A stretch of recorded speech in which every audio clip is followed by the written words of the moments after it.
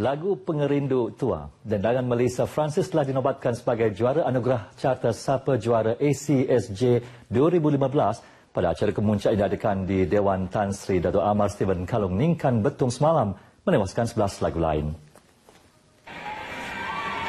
Esna Nala yang popular dengan lagu Penyayau Terbelekak ke Tegal Pemula pula memenangi kategori persembahan terbaik, manakala Florence Low dengan lagu Air Mata Lelengau menepati jangkaan ramai apabila memenangi kategori vokal terbaik.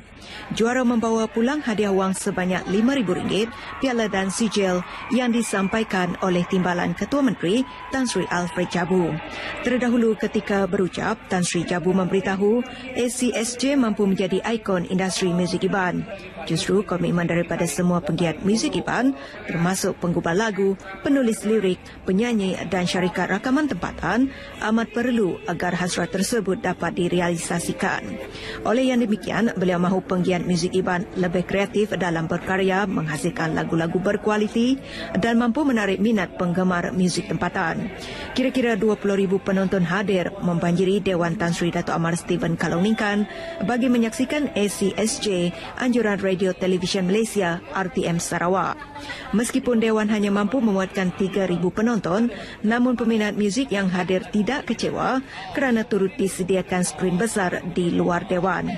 Lagu-lagu yang berentap pada ACSJ kali ini adalah yang dipilih menerusi populariti undian pendengar sepanjang 2014 dan pernah menjuarai Carta Sapa Juara YFM, Carta Lagu Terbilang Iban Miri FM dan Carta Hits Lagu-Lagu Iban Sibu FM.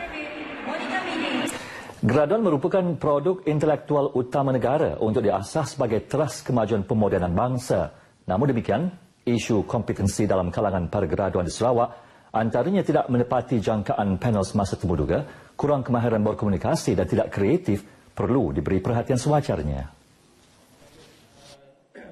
Pengurus Besar Kanan JX Nippon Oil and Gas Exploration Malaysia Limited MIRI, Omar Suhaimi Abu Hassan menyatakan graduan harus peka dengan perubahan semasa dan membuat persediaan terbaik bagi memenuhi kriteria yang diperlukan oleh para majikan. Jelasnya, mengubah sikap, iltizam serta berfikir secara kritis serta konstruktif dan mengambil iktibar daripada pengalaman dalam menghadapi era global mampu membantu menyelesaikan isu berkenaan. Haji Omar yang juga ahli alumni Universiti Teknologi MARA UiTM Shah Alam menyeru para graduan mengambil peluang terhadap kemudahan yang disediakan oleh kerajaan agar mampu bersaing di pasaran kerja demi memajukan diri bangsa dan negeri ini pada masa depan. Beliau bercakap pada majlis makan malam pra-graduan September 2015 UiTM Sarawak di Kuching. Terdahulu dalam ucapan aluan, Rektor UiTM Sarawak, Profesor Dr. Jamil Hamali mahu para graduan UiTM Sarawak menekankan isu kebolehpasaran graduan agar mampu bersaing dengan graduan dari institut pengajian tinggi lain.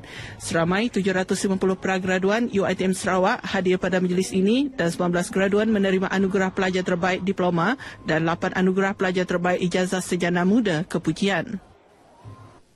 Lebuh Raya Pen Borneo bakal menjadi pemangkin kepada transformasi kehidupan rakyat dan membawa pertumbuhan ekonomi yang pesat. Ia juga dapat merealisasi usaha kerajaan dalam melaksanakan pembangunan yang berpaksikan rakyat, memandangkan lebuh raya berkenaan merupakan penghubung bandar-bandar utama di Sarawak yang seterusnya berhubung dengan lebuh raya di Sabah. Yang malas tadi, mungkin kita berjalan pakai motor dari Luluk sampai ke Lawas Dun, 19 jam. Legap, legup, legap, legup, legap, legup, patah pinggang. Apa yang ada di Semenanjung, kita mau ada juga di negeri Sarawak. Itu keluhan lebih 2.6 juta rakyat Sarawak yang dizahirkan oleh Ketua Menterinya yang berjiwa rakyat, Datuk Patinggi Tan Sri Adenan Satem, apabila menceritakan kepayahan penduduk untuk bergerak dari satu bahagian ke bahagian yang lain. Dengan keluasan 124,449 km persegi dan dihubungkan dengan hanya satu laluan kenderaan tunggal antara bahagian, ternyata yang dizahirkan ada asasnya. Namun segalanya bakal berubah dengan pelaksanaan projek pembinaan laluan kenderaan berkembar sejauh 2,239 km ini, menghubungkan Sarawak dan Sabah. Kosnya dianggar RM27 bilion dan dijangka siap sepenuhnya dalam tempoh 5 hingga 10 tahun lagi. Bagi jajaran Sarawak, pembinaannya melibatkan jalan raya sejauh 1,090 km. Tanggal 15 September lalu, Perdana Menteri Datuk Seri Najib Tun Razak melancarkan fasa pertama projek berkenaan bagi jajaran Teluk Melano Kesematan, Nun di selatan Sarawak sejauh 33 km. Maka negeri Sarawak melalui projek Pen Borneo ini merupakan satu game changer yang akan jadi pemangkin kepada pembangunan sepanjang jalan Pen Borneo Highway. Akan wujud pusat-pusat pertumbuhan baru. Ia susulan pelancaran kick-off lebuh raya itu membabitkan jajaran Nyabau ke Bakun di Bintulu sejauh 43 km pada 31 Mac lalu, bersesuaian dengan pembangunan di Bakun yang terletaknya projek hidroelektrik mega bagi menjana dan menyalurkan elektrik ke seluruh negeri Sarawak. Dan pada 30 Jun lalu, Datuk Seri Najib menyaksikan majlis menandatangani perjanjian pembinaan projek lebuh raya Pen Borneo Sarawak antara Kerajaan Persekutuan, Kerajaan Sarawak dan Syarikat Lebuh Raya Borneo Utara Sendirian Berhad di Putrajaya. Yang ditunggu akan tiba jua. Dan ini harapan rakyat terhadap projek mega itu. Bahan-bahan yang kita perlukan di Limbang adalah melalui darat, sebab kita di Limbang tak ada pelabuhan. Satu-satu pelabuhan kita yang ada melalui Bintulu dan juga Miri. Dan semua barang keperluan harian kita akan dibekalkan melalui darat dan juga melalui Kota Kinabalu. Dan sekiranya raya ini siap dan kemudahan-kemudahan untuk mengangkut barang ini, kita mengharapkan kosnya lebih murah dan mungkin harga barang untuk masa depannya akan lebih murah lagi. Sekiranya Pen Borneo ini, jalan raya ini akan siap nanti, rakyat-rakyat di Limbang akan merasa ekonomi akan menaik dan juga pendapatan mereka akan naik. Begitu juga dengan orang-orang di penduduk-penduduk di kampung. Perkabaran baik tidak berhenti di situ sahaja, kerana Putrajaya telah mengesahkan tiada tol dikenakan kepada pengguna yang menyusuri lebuh raya itu kelak. Effendi Muhammad Yusof melaporkan untuk Berita RTM. Sarawak memerlukan modal insan berkualiti yang mampu memacu pembangunan negeri ini mencapai tahap kemajuan yang lebih tinggi menjelang tahun 2030.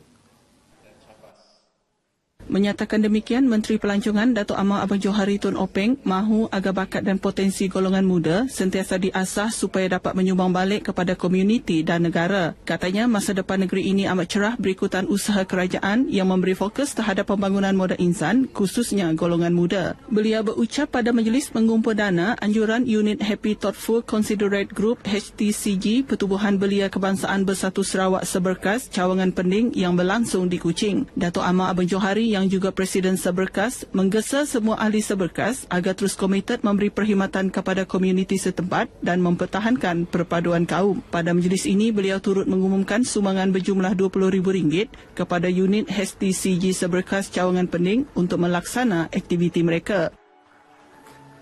Mencintai kedamaian harus menjadi pegangan utama setiap individu dalam masyarakat berbilang kaum. Menteri Sumber Manusia Datuk Seri Richard Rayot berkata, ini kena kedamaian akan membawa ke terutama sosial dan ekonomi negara. Datuk Seri Richard menjelaskan kestabilan sangat penting bagi memacu pembangunan negara. Beliau yang berucap pada majlis pelepasan larian untuk kedamaian di Bandaraya Kuching turut memuji penganjuran acara tersebut yang bukan sahaja merapatkan hubungan sesama masyarakat, malah baik untuk kesihatan. Lebih 3,000 peserta menyertai acara larian 8 km itu anjuran Soka Gakkai Malaysia bagi memupuk kesedaran tentang pentingnya kedamaian dalam kalangan komuniti. Setakat ini dahulu sumbangan berita dari Sarawak untuk Lintas Langsung Nasional 5 petang ini.